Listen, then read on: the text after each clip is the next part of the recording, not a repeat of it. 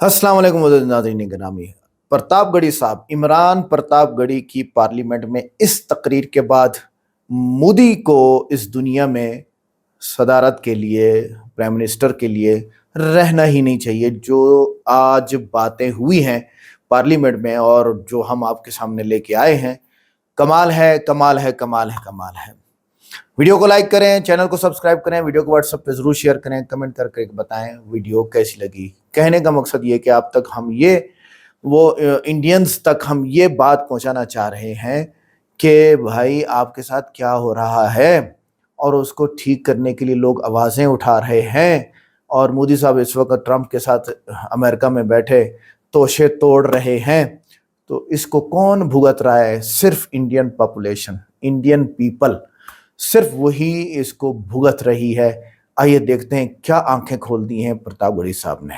माननीय श्री इमरान प्रतापगढ़ी जी। धन्यवाद सभापति महोदय। कभी सुदामा पांडे धूमिल जी ने कहा था कि एक आदमी रोटी बेलता है, एक आदमी रोटी खाता है, एक तीसरा आदमी भी है जो न रोटी बेलता है न रोटी खाता है, वो सिर्फ रोटी से खेलता है। वो तीसरा आदमी कौन है? मेरे देश की संसद मौन है। सभापति महोदय, वो भी क्या दिन थे जब संसद में देश का बजट पेश होता था तो देश की सड़कें ठहर जाया करती थीं। रेल बजट पेश होता था तो लोगों की उम्मीदें रेल के डिब्बों की तरह पटरियों पर दौड़ने लगती थीं। पूरा देश धड़कने रोक करके वित्त मंत्री और रेल मंत्री को सुना करता था। अफसोस, अब बजट पेश हो जाता है, मीडिया चैनल सरकार का महिमा मंडन करते हैं और बेचारी जनता बजट के आंकड़ों के शब्द जाल में उलझी हुई महीनों बाद समझ पाती है कि उसका तो फिर से कट गया। सभापति महोदय, पिछले 2 साल अमृतकालीन बजट पेश किए गए और इस बार एक नई शब्दावली गढ़ी गई है, तुष्टीकरण बनाम संतुष्टीकरण का बजट। सभापति महोदय, सुनने में कितना अलंकारिक लगता है ये शब्द। सोच रहा हूं देश की वित्त मंत्री और प्रधानमंत्री जी से पूछूं कि आखिर किसकी संतुष्टि?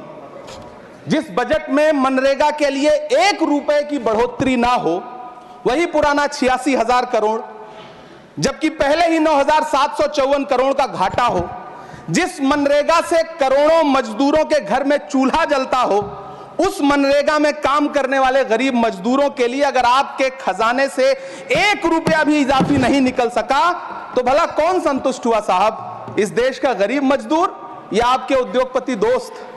वो जो महाराष्ट्र में लोकसभा और विधानसभा के बीच में 40 लाख मतदाता बढ़ाए गए थे, अरे उन्हीं के लिए मनरेगा का थोड़ा सा बजट बढ़ा देते। क्या उसमें मनरेगा का एक भी मजदूर नहीं था 40 लाख लोगों में? सारे के सारे 12 लाख की छूट वाले से आगे के लोग थे।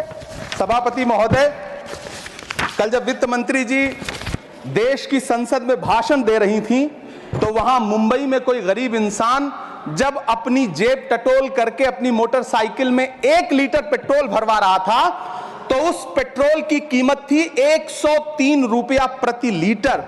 आखिर इतना महंगा पेट्रोल डीजल खरीद के कौन संतुष्ट हो रहा है? इस देश के गरीब लोग या फिर सरकार के चहेते धन्ना सेठ? सभापति महोदय, वित्त मंत्री जी इस बजट को मध्यम वर्ग को संतुष्ट करने वाला बजट बता रही हैं।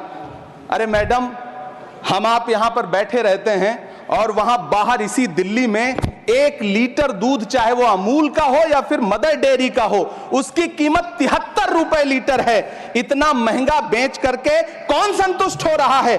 गरीब जनता या आपके धन्ना सेठ दोस्त? सभापति महोदय, इस सरकार का बाजार और महंगाई पर कोई नियंत्रण नहीं रह गया है। चाहे देश में लहसुन 400 रुपए किलो बिक जाए, टमाटर 100 रुपए किलो बिक जाए, प्याज का दाम सुनकर आंखों में आंसू आ जाए, लेकिन वित्त मंत्री महोदया बजट में महंगाई का मां भी नहीं बोलती हैं। बच्चों की किताब और पेंसिल तक पर टैक्स लगाने वाले सरकार से मैं पूछना चाहता हूं कि आप मध्यम वर्ग का हितैषी बताते हैं, खुद को तो शर्म नहीं आती है? खुद को धार्मिक कहने वाली सरकार भगवान श्री कृष्ण के प्रिय खाद्य पदार्थों दही और मक्खन तक पर जीएसटी लगाती है और बात करती है मध्यम वर्ग की हिमायती होने की। जिंदा रहते हुए जनता से हर चीज पर टैक्स वसूलने वाली यह सरकार कम से कम मरने पर तो लोगों को बख्श देती, लेकिन नहीं, वहां भी लूटना है। अंतिम संस्कार के सामान, अगरबत्ती, धूप बत्ती, केवड़ा जल, चंदन पाउडर, जौ, बताशा, काला तिल, पंचरत्न, कपूर और कफन तक पर टैक्स लेने वाली यह सरकार किस मुंह से खुद को मध्यम वर्ग का हितैषी बताती है? कौन सी संतुष्टि, किसकी संतुष्टि? कदम कदम पर टैक्स देकर लूटने वाली जनता की, या फिर जनता से टैक्स वसूल करके धन्ना सेठों का खजाना भरने वाली सरकार की? किसकी संतुष्टि? सभापति महोदय, 18 अगस्त 2015 आरा का बिहार का ऐतिहासिक मैदान, सजा हुआ मंच, हजारों की भीड़ और सामने खड़े हुए देश के प्रधानमंत्री का भाषण।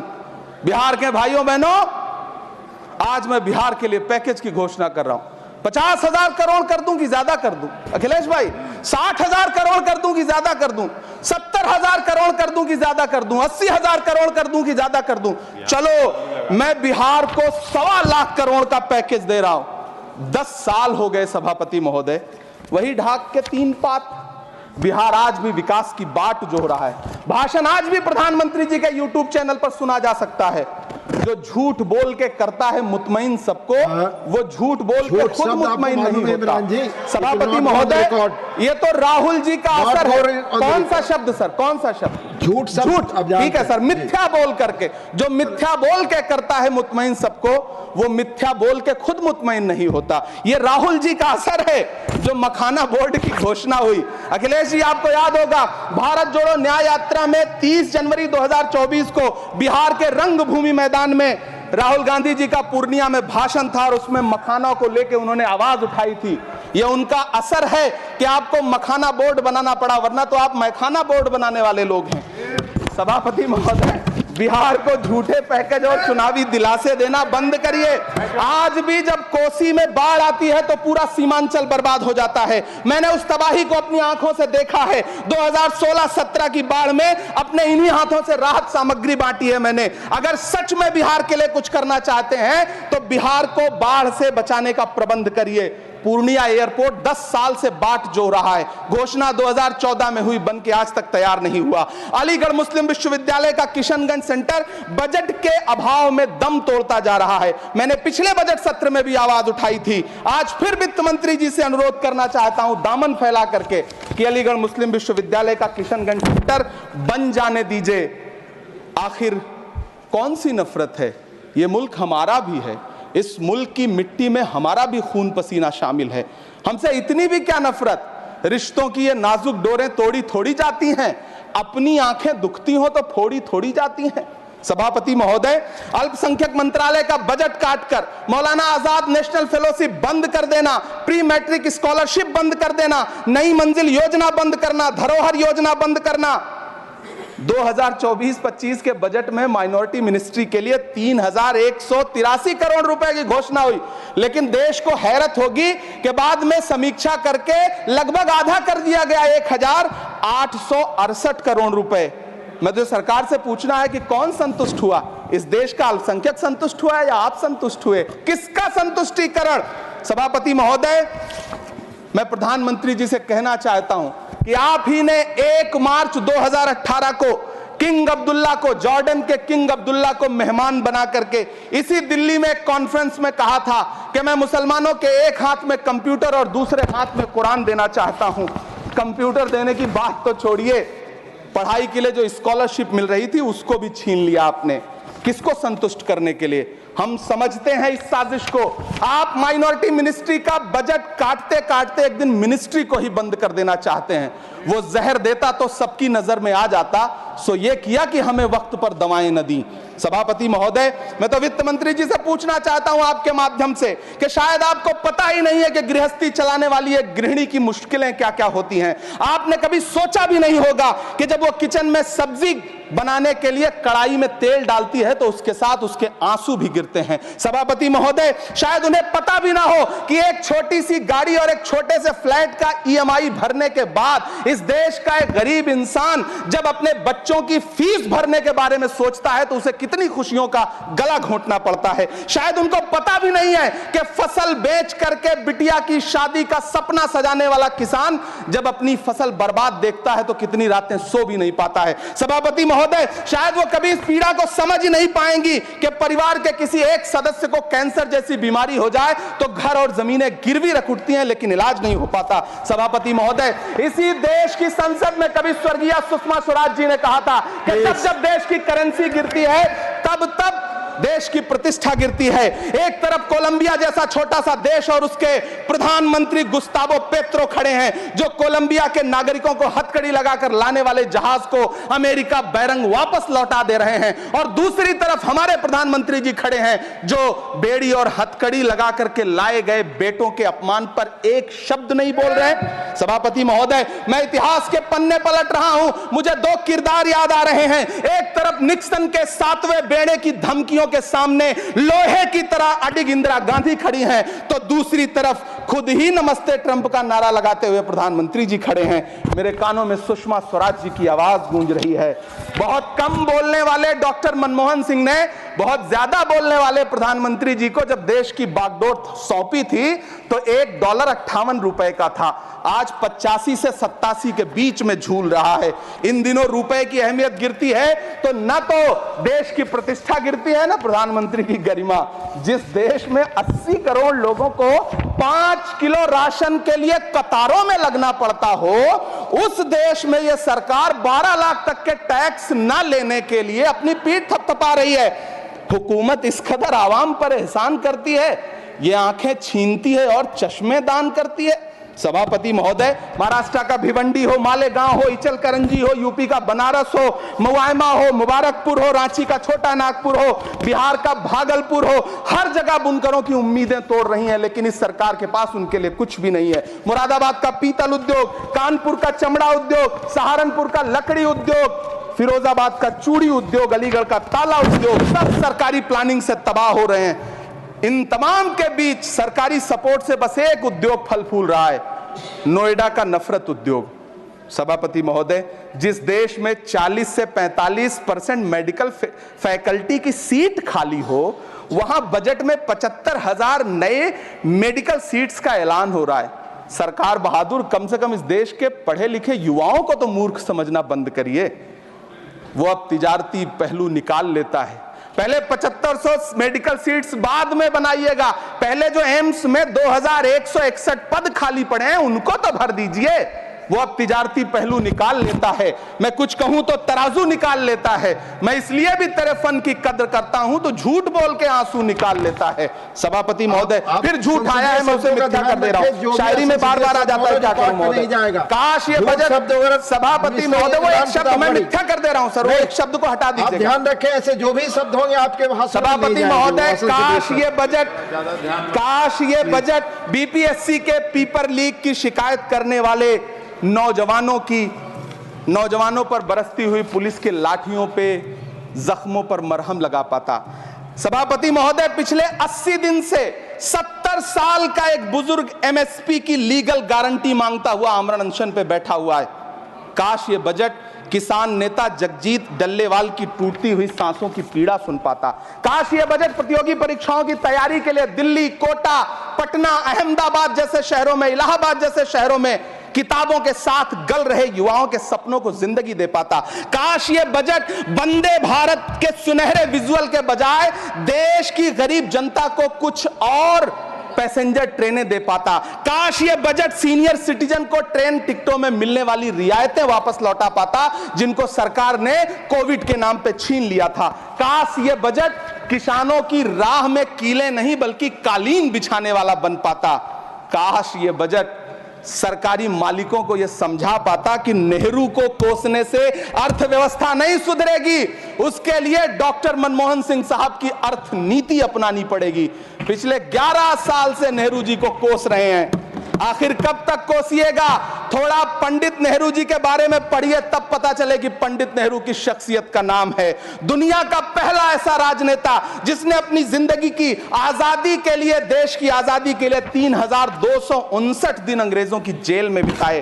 पंडित नेहरू एक ऐसे महान शख्स जिनके पिता पंडित मोतीलाल नेहरू, जिनकी बहन विजय लक्ष्मी पंडित, जिनके बहनोई पंडित रंजीत सीताराम, जिनकी बेटी इंदिरा गांधी, जिनके दामाद फिरोज गांधी, सब ने अंग्रेजों से लड़ते हुए स्वतंत्रता आंदोलन में जेल काटी, आप किस मुंह से उनकी लकीर छोटी करने की बात करते हैं?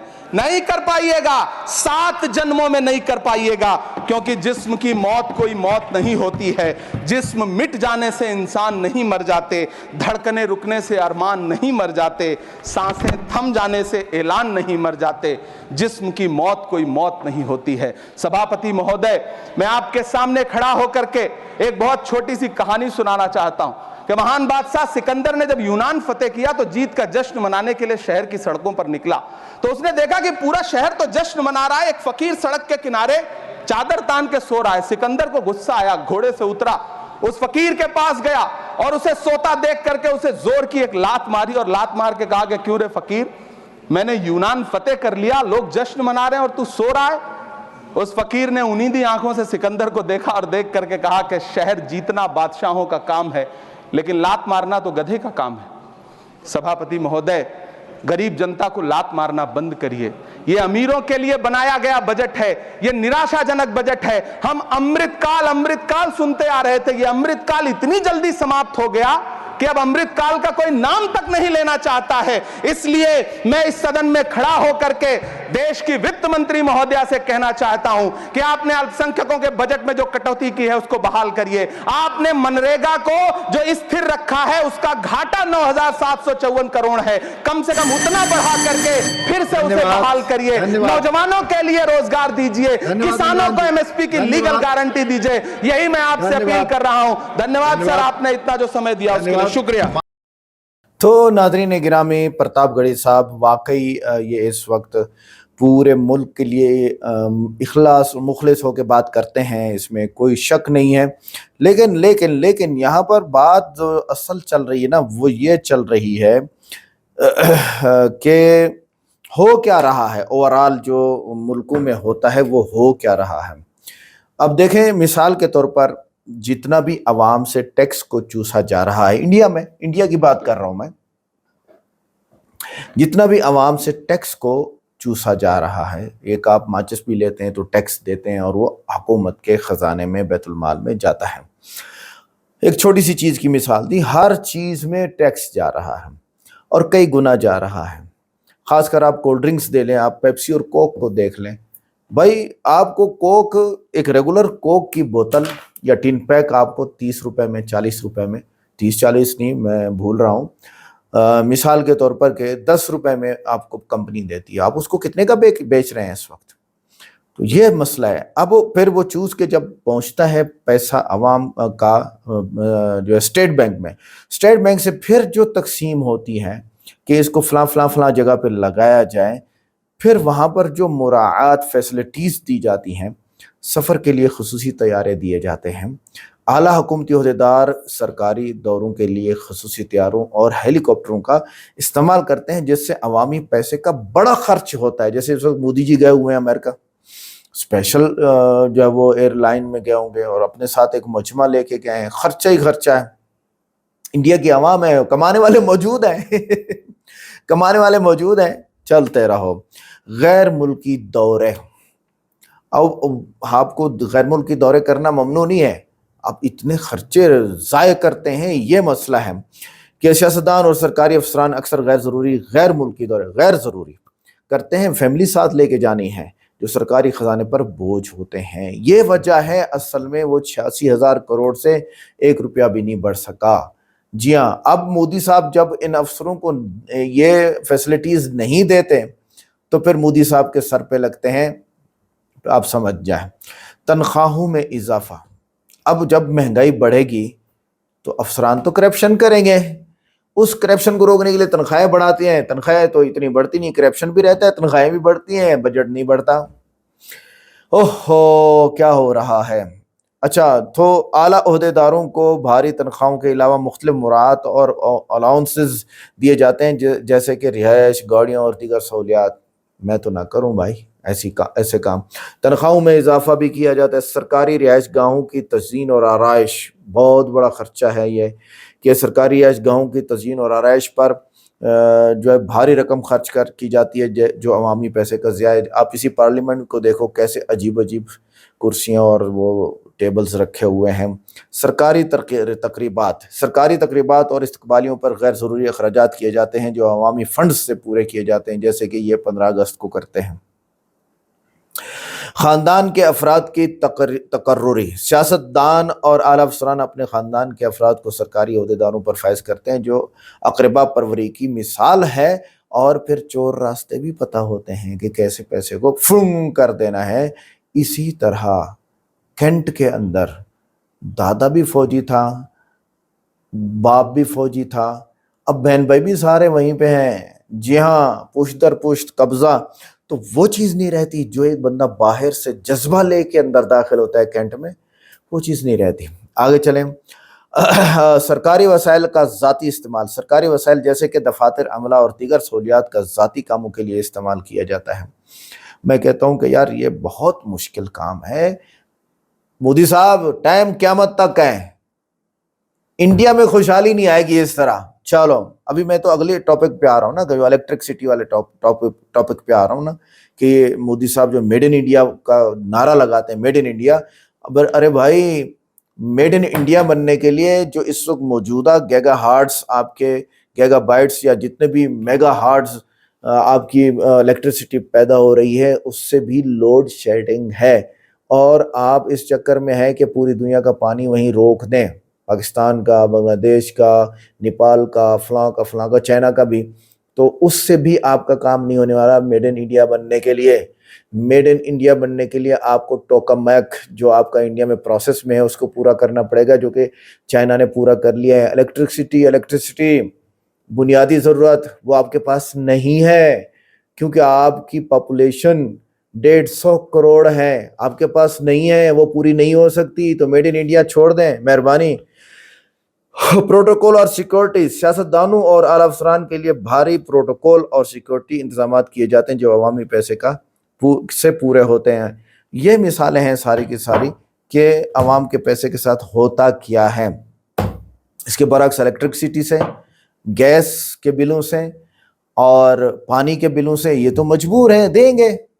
इसके अलावा मेडिसन जो बाहर से आती हैं, खासकर हार्ट की मेडिसिन, फालिज की मेडिसिन, जो जिससे बंदा मर सकता है, 1500 वाली 15,000 में बिकती है। फिर ये इसको कंट्रोल अच्छा कैसे बिकती है? वही माफियाज जो आपके सरकारी इदारों में बैठे हैं, बैन लगा के ब्लैक पे मंगाते हैं और वही बेचते हैं। अवाम को जो चूसनी बनाया हुआ है ना, बच्चा सारा दिन चूसनी मुंह में डालता है, तो भाईजान आओ तरक्की करके दिखाओ, इंशाअल्लाह तुम्हारा जुनून। जब तक आप कहीं से भी इलेक्ट्रिसिटी लेके नहीं आते हैं, और जो मौजूदा इलेक्ट्रिसिटी से 1000 गुना ज़्यादा नहीं लेके आते हैं, आप मेड इन इंडिया नहीं बन सकते और आप करप्शन को नहीं रोक सकते। आप बहुत सारी चीज़ों को, ये ऐसे ही आते रहेंगे जाते रहेंगे। 75 साल गुजर चुके हैं, 75 और गुजर जाएंगे, इंडिया वहीं का वहीं खड़ा रहेगा। तीसरा आदमी खेलता है, यही तीसरा है मोदी जी। और बजट में जो गुजरे हैं उनसे कुछ बेहतर है। बजट में बदौलती ना करने, लोड शेडिंग है, तुम क्या करोगे? बिहार के भाइयों बहनों, मोदी साहब की नकल उतारी, मोदी साहब है नहीं आज, तो मोदी साहब भी खड़े होकर तकरीर करते हैं। असल में अवाम को चूस के अयाशियां की जाती हैं। अगर इमरान वजारत पे आ जाए तो ये भी नहीं कर सकता। हाँ, ये जो बोल रहे हैं ना इमरान प्रतापगढ़ी साहब, टनाटन बोल रहे हैं, अगर ये आ जाए ना वजारत पे, राहुल गांधी आ जाए, तजर्बाकार है ना, पहले आ चुका है हुकूमत में, आ जाए, और नहीं हो सकता। आपको चाइना से सीखना पड़ेगा, चाइना से। इस वक्त नंबर 1 दुनिया में 150 करोड़ की आबादी चाइना है। एक चप्पा जमीन नहीं छोड़ी जहां पे काश्तकारी नहीं है, एक चप्पा।